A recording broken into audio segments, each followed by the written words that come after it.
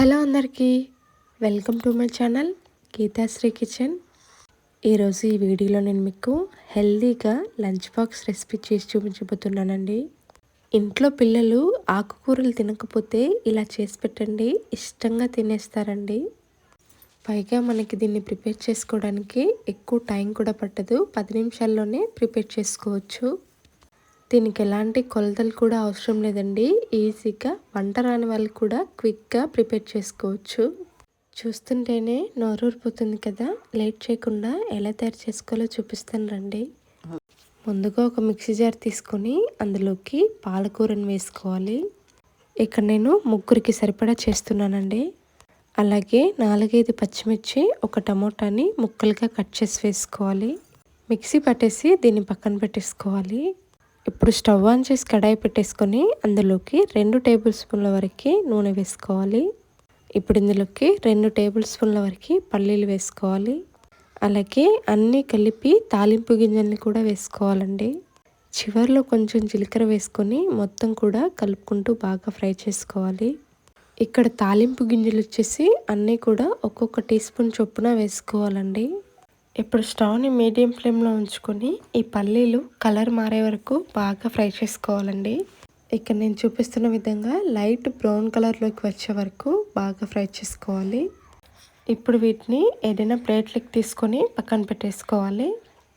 ఇప్పుడు ఇదే నూనెలోకి మనం ముందుగా మిక్సీ పట్టి పక్కన పెట్టుకున్న మిశ్రమాన్ని ఇందులో వేసుకోవాలండి. అదే నూనె సరిపోతుందండి, ఎక్స్ట్రాగా మనం నూనె వేయాల్సిన అవసరం లేదు. ఇప్పుడు అంతా కూడా ఒకసారి బాగా కలిసే విధంగా కలుపుకోవాలి. ఈ పాలకూర తినడం వల్ల మనకి ఐరన్ లభిస్తుంది. అలాగే విటమిన్ డెఫిషియన్సీ ఉండే వాళ్ళకి బాగా మేలు చేస్తుందండి. ఇంట్లో ఎవరైనా ఆకుకూరలు తినకపోతే ఇలా చేసి పెట్టండి, ఇష్టంగా తినేస్తారండి. అంత బాగుంటుంది. ఒకసారి ట్రై చేశారంటే మళ్ళీ మళ్ళీ చేస్తారు. ఓ 2 నిమిషాల పాటు కలుపుకున్న తర్వాత ఇప్పుడు ఇందులోకి కొన్ని క్యారెట్ ముక్కలు వేసుకోవాలి. అలాగే ఇక్కడ నేను కొన్ని చిక్కుడు గింజల్ని వేసుకుంటున్నానండి. వీటిని నేను ముందే ఉడికించి పక్కన పెట్టుకున్నానండి. ఉడికించి వేసుకున్నాం కాబట్టి ఎక్కువగా ఫ్రై చేసుకోవాల్సిన అవసరం లేదు. 2 నిమిషాల పాటు కలుపుకుంటూ ఉడికించుకుంటే సరిపోతుంది. 2 నిమిషాల తర్వాత ఇప్పుడు ఇందులోకి రుచికి సరిపడా కారం అలాగే మసాలాలని వేసుకోవాలి. 1 టీ స్పూన్ వరకు కారం, అలాగే 1 టీ స్పూన్ గరం మసాలా, అలాగే చిటికెడు పసుపు వేసుకోవాలి. చివర్లో రుచికి సరిపడా సాల్ట్ వేసుకొని అంతా కూడా కలిసే విధంగా బాగా కలుపుకోవాలండి. లంచ్ బాక్స్ ప్రిపేర్ చేయడానికి తక్కువ టైం ఉన్నప్పుడు ఇలా ట్రై చేయండి, మీకు చాలా హెల్ప్ అవుతుందండి. 2 నిమిషాలు కలుపుకొని స్టవ్ ఆఫ్ చేసుకోవాలి. ఇప్పుడు ఇందులోకి మనం ముందుగా చేసి పెట్టుకున్న అన్నాన్ని వేసుకోవాలండి. ఇక్కడ నేను ముగ్గురికి సరిపడా ప్రిపేర్ చేస్తున్నానండి. ఇప్పుడు మొత్తం అంతా కూడా కలిసే విధంగా బాగా కలుపుకోవాలి. చిక్కుడు గింజలు పంటి కింద నలుగుతూ టేస్ట్ సూపర్గా ఉంటుందండి. ఒకసారి ట్రై చేయండి. ఇప్పుడు మొత్తం అంతా కూడా కలిసే విధంగా కలుపుకున్న తర్వాత ఇప్పుడు ఇందులోకి మనం ముందుగా ఫ్రై చేసి పక్కన పెట్టుకున్న పల్లీలను వేసుకోవాలి.